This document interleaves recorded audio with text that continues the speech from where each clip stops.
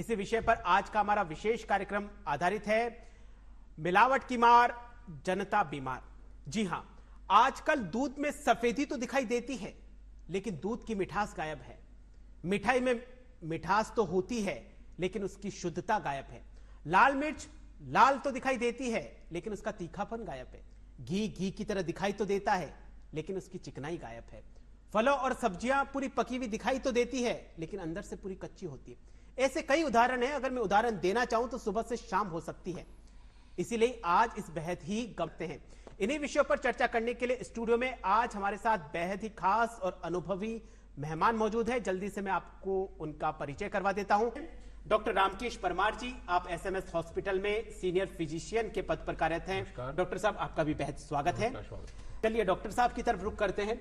Doctor साहब, खाद्य पदार्थों में मिलावट का दौर जारी है। हमने उन मिलावट जो खाद्य पदार्थ है उनको लेना शुरू कर दिया, उसके बाद में क्या कुछ शरीर पे इफेक्ट पड़ता है? बिल्कुल, देखिए विकास जी, पंकज सर ने बताया कि हम ये मानते हैं एज ए फिजिशियन या चिकित्सक की भाषा में बात करें कि जैसा अन्न वैसा मन।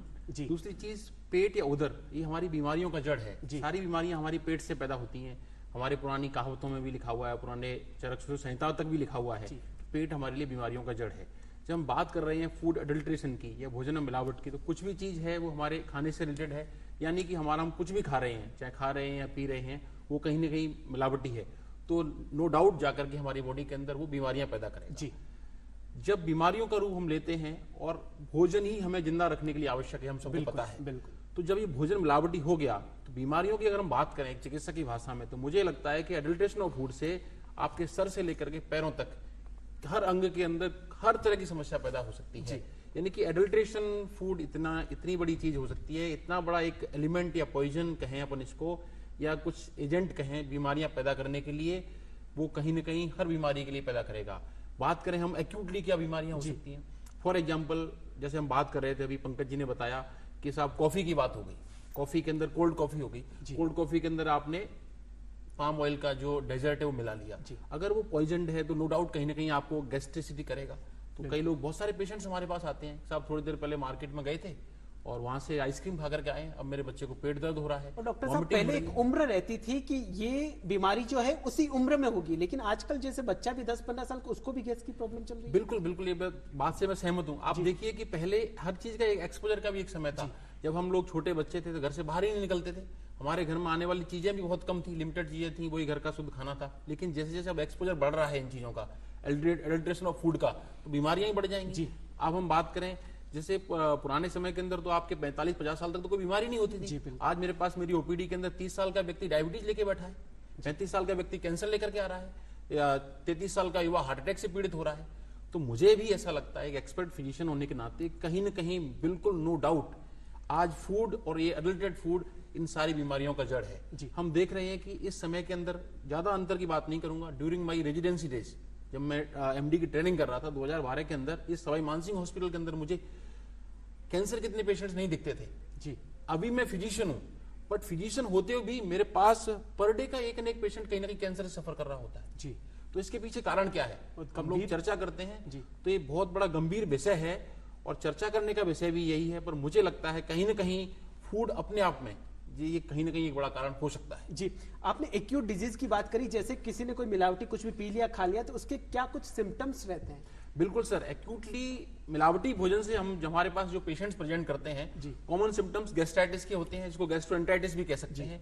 वॉमिटिंग है, डायरिया है, लूज मोशन है, पेन एब्डोमेन है, नोजिया है, 5-6 सिम्टम के साथ में आता है एक्यूटली। ये एक्यूटली फूड पॉइजनिंग भी आपको with in 4 hours, 4 to 12 hours, या फिर मोर देन 12 आवर्स ऐसे भी हो सकती है। 4 घंटे से आपको कोई दिक्कत नहीं हुई, 4 घंटे बाद दिक्कत हुई। फॉर एग्जाम्पल, आप रात को खाना खा के आ रहे हो, कहीं बाहर डिनर करके आप आए, सो गए, 12 बजे आपका बच्चा उठ रहा है, 12 बजे की माताएं मैंने कंप्लेन कर रही हैं, और हमारे पास फोन आ रहा है हमारे मिलने वालों का, या मेरे जो पेशेंट्स, पर्सनल पेशेंट है, फिजिशियन, तो उनको देखना पड़ता है। रीजन यही होता है, कहीं ना कहीं इस तरह का कुछ रीजन होता है। हम उनको बोलते हैं फूड इन्फेक्टेड हो सकता है, फूड के अंदर कोई असंतुलित अपाची भोजन हो सकता है, और कहीं ना कहीं ये जिम्मेदार होती है। ये तो ठीक है, एक्यूट चीजें तो ठीक है, बट कई बार क्या होता है कि एक्यूट चीजें भी इतनी हानिकारक बन जाती हैं कि हमारे लूज मोशन, डायरिया, वॉमिटिंग से डिहाइड्रेशन तक हो जाता है, और ये डिहाइड्रेशन धीरे धीरे हमें ऑर्गन फेलियर की तरफ भी ले जाते हैं। कई सारे पेशेंट्स डिहाइड्रेशन के बाद में प्रीरीनल फेलियर, एक तरह से किडनी फेल की समस्या होती है, ये चीजें एक्यूटली ही बन जाती हैं जी। तो एक्यूट समस्याएं बहुत कॉमन होती हैं। प्लस एक्यूट तो ठीक है, फूड एडल्ट्रेशन के जो दूरगामी परिणाम आने वाले हैं वो स्थिति हमारे लिए बहुत भयावह है।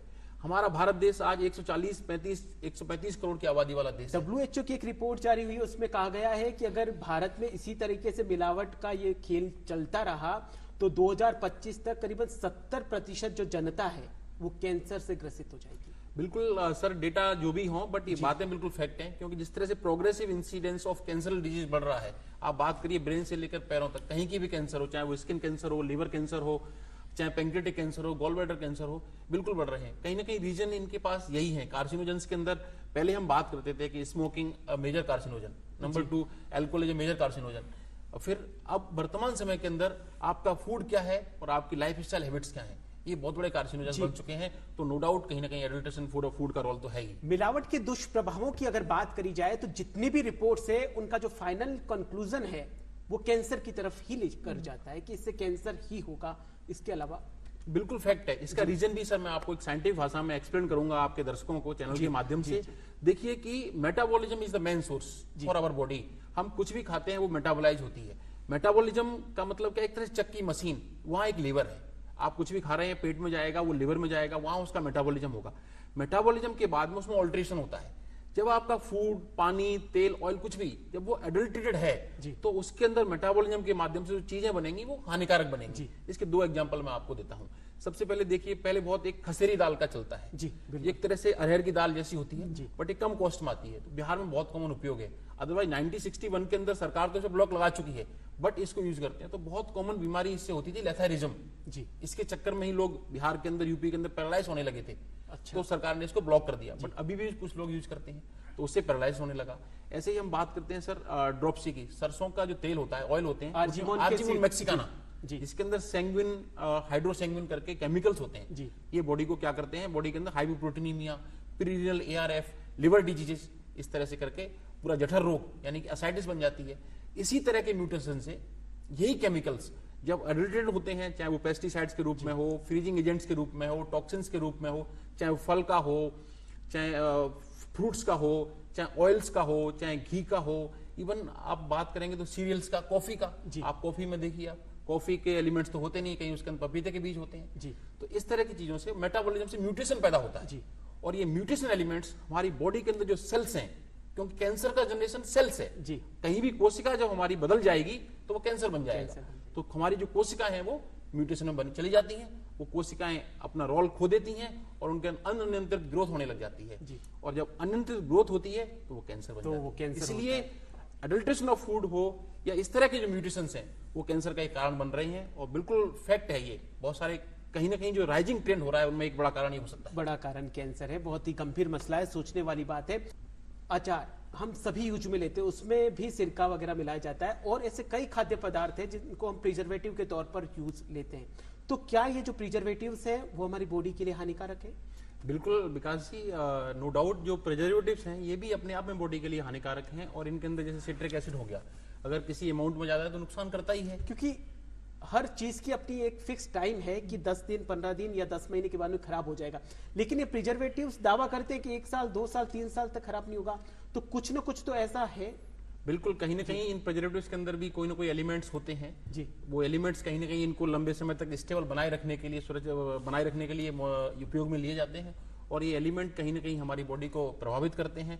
और ये प्रिजर्वेटिव हों चाहे फ्रीजिंग एजेंट्स हों, यही कहीं ना कहीं कार्सिनोजेनस हैं या मेटाबॉलिक ऑल्ट्रेशंस हैं जो बीमारियों के लिए जिम्मेदार रहते हैं जी। तो बिल्कुल चाहे वो अचार है या फिर चाहे वो ऑयल है, कोई भी चीज़ है, इसके अंदर जो भी प्रिजर्वेटिव एजेंट्स, चाहे वो अब बात करते हैं मसालों की, मसाले कई लंबे समय तक रह सकते हैं। बात कर रहे हो आप ऑयल की या किसी चीज़, वो लंबे समय तक रह सकता है। घी इतने समय तक रह सकता है। तो लंबे समय तक स्टेबलाइजिंग जो एजेंट्स हैं, प्रिजर्वेटिव हैं, ये स्वास्थ्य को हानिकारक होते हैं। इसलिए तो कहा जाता है कि आप जैसी जैसी चीज़ें यूज करें वो ताज़ी होनी चाहिए, फ्रेश चीज़ें होनी चाहिए और कोशिश ये होनी चाहिए कि चीज़ें ऑर्गेनिक होनी चाहिए। इसलिए ऑर्गेनिक बोलते हैं। उसके रीजन ये होता है कि वो हाल में निकली हुई चीजें, लंबे समय की स्टेबल चीजें नहीं हो, जिससे कि वो उनके अंदर इस तरह की चीजें कम से कम मिलें और बॉडी को और स्वास्थ्य को नुकसान कम से कम हो। आजकल सबसे ज्यादा प्रचलन फास्ट फूड का चल रहा है, जिसमें ब्रेड मुख्यतः काम में ली जाती है। ब्रेड से ही काफी चीजें बनाई जाती है और ब्रेड कि 3-4-5 दिन पुरानी हो तो उससे क्या कुछ इफेक्ट पड़ता है? और एक रिपोर्ट में मैंने तो यहाँ तक पढ़ा है कि जो ब्रेड का जो क्रीम कलर है उसको भी पॉलिश के द्वारा वो क्रीम या व्हाइट कलर में बदला गया है। बिल्कुल, एक्चुअली हम बात करते हैं ब्रेड के टाइप्स की, जी। तो कोई मल्टीग्रेन ब्रेड है, ये इसकी है, ये राइस ब्रेड है, ये व्हीट ब्रेड है। सबसे पहली चीज तो है कि जो ब्रेड्स हैं ये ओनली कार्बोहाइड्रेट सोर्स हैं। जी। तो जब आपके भोजन के अंदर बैलेंस्ड फूड नहीं होगा, जी। भोजन आपका बैलेंस्ड फूड नहीं होगा तो आपको डिजीज होना तय है, क्योंकि सारे एलिमेंट्स चाहिए आपको, कार्बोहाइड्रेट भी चाहिए, फैट भी चाहिए, प्रोटीन भी चाहिए। तो ब्रेड के अंदर केवल कार्बोहाइड्रेट, अगर ज्यादा ब्रेड आप यूज कर रहे हो तो नो डाउट कहीं ना कहीं आपका कार्बोहाइड्रेट सोर्स बढ़ गया तो आपको डायबिटीज या इस तरह की समस्याएं होंगी, चाहे वो डिसलिपिडीमिया है, कोलेस्ट्रॉल है। बट जब आपके अंदर आपके कलरिंग ये तो तब है जब हम ब्रेड्स को ज्यादा मात्रा में यूज कर रहे हैं। Yes. लेकिन पुरानी ब्रेड्स को यूज कर रहे हैं उसका क्या होगा, क्योंकि वो किण्वन के द्वारा ऑलरेडी फर्मेंटेशन के माध्यम से जो कार्बन डाइऑक्साइड गैस है उसका प्रोडक्शन बढ़ जाता है जी। उस पर बहुत सारे कीटाणु और बैक्टीरिया पनपते हैं जी। तो फिर जाके हमारी बॉडी के अंदर वो टॉक्सिन सीक्रेट करते हैं। तो ये टॉक्सिन कहीं ना कहीं फूड पॉइजनिंग हो या फिर अन्य बीमारियां हो, गैस्ट्रोएंटेराइटिस हो, उन सबके लिए जिम्मेदार होती हैं। तो लंबे समय तक रखी हुई ब्रेड भी नुकसानदायक होती हैं और इसके अंदर जो अल्ट्रेशन के लिए केमिकल यूज हो रहे हैं, चाहे वो प्रिजर्वेटिव के रूप में हो, चाहे वो कलरिंग चेंज के रूप में हो, चाहे वो किसी तरह से हो, वो हानिकारक 100% रूप से हमारी बॉडी के लिए नुकसान पहुंचाते हैं। इसमें तो ये सारी डॉक्टर चीजें साहब क्या कुछ खाया जाए? बिल्कुल, चारों तरफ मिलावट का दौर जारी है, कितनी कुछ सुरक्षा रखें खुद की? यही कहना चाहूंगा कि स्वास्थ्य ही सबसे बड़ा धन है और भोजन हमारे शरीर के लिए अभिन्न अंग है जिंदा रहने के लिए। तो इस पर हमें फोकस करना होगा। जैसे सर ने भी कहा, आप भी बता रहे थे कि भाई जो खाना वो सुरक्षित हो। तो मेरा ऐसा मानना है कि भोजन जो हम खा रहे हैं इस पर ध्यान दें। सबसे पहले चीज ये है कि मैं क्या खा रहा हूँ, क्या पी रहा हूँ, इसको चलाने के लिए बहुत जरूरी है। तो सबसे पहले जो भोजन हमारे पास आता है वो सेफ्टी टिप्स यही है कि जैसे फल आ गए तो उनको साफ करके कम से कम टैप वाटर के अंदर अच्छे से धोएं, कोशिश हो सके तो गर्म पानी के अंदर उनको वॉश कर लें, नंबर 1। दूसरी चीज, कोई भी फल है तो जैसे प्रिजर्वेटिव के माध्यम से वो अगर उस तरह से होता है तो आप उसको ज्यादा गहरा है, ज्यादा डार्क है, खीरा है तो खीरे में अपन ये देख सकते हैं कि ज्यादा जो हरा खीरा लगता है ना वो कहीं ना कहीं ऑल्टरेट होता है, नॉर्मल खीरे का कलर हल्का हरा होता है। तो इस तरह की चीजों का भी हम ध्यान रख सकते हैं। फिर तीसरी चीज आती है, लंबे समय तक रखा हुआ भोजन बिल्कुल नहीं लेना चाहिए हमें। जैसे भोजन फ्रीज में हमें थोड़ा बचना चाहिए, फ्रीज में रखना, या मार्केट में हम जा रहे हैं जी। तो उस पर एक्सपायरी डेट देखें, उसका कब बना हुआ है, क्या एक्सपायरी है, कितने समय का बना हुआ है। इस तरह से कई सारे प्रश्न पंकज जी ने बताए थे, जैसे कि आप पूछ सकते हैं उनके साथ में कि भाई ये कहाँ पर है, कब बनाया आपने, कहाँ से लाए हो, किस तरह का तेल यूज किया है। ये चीजें ये हमारा उपभोक्ता की, खाने वाले व्यक्ति खुद की जानकारी है। एक हमारा जो परंपरागत खाद्य है उसकी तरफ लौटने की फिर से जरूरत बिल्कुल आवश्यकता है। मिलेट्स की तरफ भी जाना पड़ेगा। जैसे माननीय दलिया वगैरह प्रधानमंत्री जी ने भी अभी ये मिलेट्स का कंसेप्ट चलाया है। तो साबुत अनाज और मिलेट्स, मोटा अनाज, लेकिन उसके लिए भी जरूरी ये है कि वो भी कहीं एडल्ट्रेट तो नहीं हो, ये हम ध्यान रखें। और साबुत अनाज में कहीं ना कहीं एडल्ट्रेशन होने के चांस कम हो जाते हैं। जैसे फॉर एग्जांपल आटे की बात करोगे तो आटे के अंदर कोई व्हाइट पाउडर आपने मिला दिया तो व्हाइट ही दिखेगा, बट बाजरा है, चाहे आपका गेहूं है, ज्वार है, अगर वो उस तरह का दिखेगा तो नॉर्मली पता चल जाएगा। और इसको आने के बाद में घर पर ही उसको सफाई हो, हम पिसा हुआ आइटम नहीं लेके आए, घर पर ही साफ हो उसको। और कोशिश अगर पॉसिबल हो तो जिस तरह से हमारे घरों के अंदर खेतों में जहां उपयोग होता है उसमें भी फर्टिलाइजर्स और यूरिया वगैरह का कम से कम उपयोग, इस तरह के भोजन को हम लें। जी, आपने यूरिया और फर्टिलाइजर का जिक्र किया। ओझा जी, जो एक रिपोर्ट है उसके मुताबिक जो हम खाद्यान्न के लिए जो फसलें उगा रहे हैं उसमें रासायनिक उर्वरकों का इतना अवांछित प्रयोग हो रहा है कि वो न सिर्फ हमारी सेहत के साथ खिलवाड़ कर रहा है बल्कि जो भूमि है उसको बंजर बना रहा है और उस भूमि पे आने वाले समय में किसी भी प्रकार की कोई खाद्यान्न फसलें नहीं उगाई जा सकती। भूमि ही बंजर नहीं हो रही, इंसान भी बंजर हो रहा है। इंसान तो हो ही रहा है, उसकी भी कई इंसान सारी तो सबसे पहले हो ही रहा है। ये बात आपकी सही है, जरूरत से ज्यादा अगर इन चीजों का यूज करेंगे तो उसका नुकसान तो झेलना ही पड़ेगा। ये बात बिल्कुल सही है जी। इसमें ही सर 1 मिनट बोलना चाहूंगा कि इन्फर्टिलिटी भी अपने आप में इसके पीछे कहीं ना कहीं मुझे लगता है एडल्ट्रेशन ऑफ फूड एक बहुत बड़ा कारण है। जी। आप बात करें, आज देखिए IVF क्लिनिक्स जी, कितना इसकी मार्केटिंग, और आप चाहे FM पर बैठे हों या कहीं चर्चा कर रहे हो, होर्डिंग्स देख रहे हो, IVF कितना कॉमन हो गया है। और कपल्स 30 साल 35 साल कहीं ना कहीं का लेट मैरिज हो, कई सारे कारण थे। हो सकता है भोजन भी उसमें एक बड़ा कारण हो जो कि इनफर्टिलिटी के जिम्मेदार हो। पुरानी हम बात करें तो 4-4 5-5 6 बच्चे होते, चलो ठीक है हम उसके लिए जागरूक हो रहे हैं, बट अब तो एक बच्चा पैदा होने में बड़ी डिफिकल्टी आ रही है। या बेसिक नीड्स वही बड़ी डिफिकल्टी आ रही है। 30-35 साल के कपल्स घूम रहे हैं और उनको प्रेगनेंसी नहीं लग रही है। तो हो सकता है कि किस तरह से, जैसे कि यूरिया फर्टिलाइजर उस खेत को खराब कर रहा है, उसी तरह से कहीं हमारी फर्टिलाइजिंग कैपेसिटी चाहे मेल हो या फीमेल हो उसकी कहीं ना कहीं डाउन हो रही है और इनफर्टिलिटी के लिए भी कारण हो सकता है। इसलिए वो हमें सजग और सचेत रहने की आवश्यकता है, क्योंकि इस समय पर कैंसर का जिस तरह से प्रकोप बढ़ रहा है, कैंसर आगे चल के डैमेज कर रही है, और उधर हमारी फर्टिलिटी भी कम हो जाएगी, तो एक बहुत बड़ी समस्या से हमें आगे चलकर जी भविष्य में ग्रसित होना पड़ सकता है। जी बहुत। डॉक्टर साहब, सबसे अंतिम में क्या कुछ खाने में विशेष सावधानी रखें? बिल्कुल, बहुत ही अच्छा प्रश्न है। घी में भी मिलावट है, मसालों में भी मिलावट है, फ्रूट में भी मिलावट है, तो ऐसे में क्या कुछ? बिल्कुल, बहुत ही अच्छा प्रश्न है, और हम सभी को, आप लोगों के दर्शकों को इस चैनल के माध्यम से यही कहना चाहूंगा, सबसे पहले तो उपभोक्ता को जागरूक होने की आवश्यकता है। जी। हमें हमारे शरीर के लिए खुद सोचना होगा कि किस तरह से हम स्वस्थ और सुरक्षित रहें। आप जो भी चीज खा रहे हैं, पी रहे हैं, उसके बारे में ध्यान रखें। कोशिश यह करें कि चीजें आपकी होममेड हों, घर से बनी हुई हों और ऑर्गेनिक हों। ऑयल वगैरह भी अगर आप प्रेफर करेंगे तो चाहे अपनी नेचुरल सरसों का तेल है या फिर तिल का तेल है, ज्यादा फायदेमंद होते हैं। कहीं ना कहीं कम से कम एडल्ट्रेशन से आप बचेंगे। नंबर 1, आपका जो आटा है भोजन के लिए, उस तरह वो भी कोशिश करें कि आपके नजरों के सामने से निकला हुआ भोजन वो इस तरह की चीज हो सकती है। तीसरी चीज बात आती है हमारे घी या तेल की। तो वैसे तो ये है कि कार्बो जो फैट रहता है, फैट की रिक्वायरमेंट बहुत कम होती है, तो कोशिश तो ये रहे कि जो फैटी आइटम्स हैं, चाहे वो प्रोसेस्ड फूड के अंदर ऑयली चीजें हैं, तली हुई चीजें हैं, मिर्च मसाला चिकनाहट की चीजें, इनसे आप कम से कम खाने की कोशिश करें, जिसके माध्यम से आपको बीमारियां कम होंगी। क्योंकि हम वैसे ही देख रहे हैं कि diabetes, thyroid, cholesterol, blood pressure, obesity, heart attack, cancer बढ़ रहे हैं। तो नंबर 1। दूसरी चीज, इस तरह की चीजों की अगर हमें जरूरत हो आवश्यकता अनुसार, तो स्वादानुसार खाएं, खाने के लिए न खाएं, मेरा ऐसा मानना है। फिर तीसरी चीज आती है कि कोई भी चीज हो जी जो आप खा पी रहे हैं वो इस तरह की हो कि आपके भोजन को पचा सकें। इसके लिए आपको रेगुलर एक्सरसाइज करने की जरूरत है। कि कई बार आप टॉक्सिन वॉक्सिन थोड़े बहुत चले भी जाते हैं, अगर रेगुलर एक्सरसाइज और वर्जिश करेंगे तो टॉक्सिन स्वेटिंग के माध्यम से बॉडी आपकी निकाल देगी। और ऐसा कहा जाता है कि व्यक्ति अगर 1 घंटे एक्सरसाइज करता है तो उसका 3 घंटे जीवन बढ़ जाता है। तो एक्सरसाइज के माध्यम से इस फूड एडल्ट्रेशन लड़ने में हमें सहायता मिलेगी। भारत देश 140 करोड़ की आबादी वाला देश है। यहाँ पर रोकथाम और इसकी बजाय हमें प्रिवेंशन के लिए काम करना होगा कि किस तरह से हम अपने व्यवहार में परिवर्तन ला करके, दैनिक दिनचर्या में परिवर्तन ला करके, अपने आप को सजग करके और इन चीजों के उपयोग को बच सके, किस तरह से हम बड़ी बीमारियों के होने से बचाएं। कुल मिलाकर बचाव ही उपचार है। यस सर, मतलब बिल्कुल खुद को सही बात है जागरूक आपकी। रहना बहुत बचाव ही उपचार है, क्योंकि 140 करोड़ की आबादी को ट्रीट करना बहुत मुश्किल है। आने वाली स्थिति बहुत भयावह है। हर व्यक्ति को अपने आप में सजग होना होगा। हर व्यक्ति को अपने आप के अंदर अपने लिए फूड इंस्पेक्टर बनना होगा। हर व्यक्ति को अपने आप में अपने लिए चिकित्सक बनना होगा। हर व्यक्ति को अपने आप में नॉलेज लेकर के अपने जीवन को आगे बढ़ाना होगा, तभी जाके सुख मिलेगा और एक स्वस्थ जीवन शैली रह पाएगी। हम सभी लोग, चाहे वो चिकित्सक के रूप में हो, सरकार के रूप में हो, चाहे वो नेताओं के रूप में हो, एक सहयोग और मार्गदर्शन के रूप में काम कर सकते हैं, पर जिम्मेदारी हमें खुद को भी तय करनी होगी। जी, तो मिलावट एक बहुत ही गंभीर मुद्दा है जिस पर केंद्र सरकार हो, राज्य सरकार हो, सभी काम कर रही है। राज्य का खाद्य सुरक्षा विभाग है, वो भी काम कर रहा है। लेकिन एक बेहद बड़ा प्रश्न यह है कि हम कब जागरूक होंगे, क्योंकि सेहत से जुड़ा मामला है और हमें ही जागरूक रहना बेहद जरूरी है। खुद को भी जागना है और दूसरों को भी मिलावट कहीं पर हो रही है तो उसके प्रति जगाना होगा।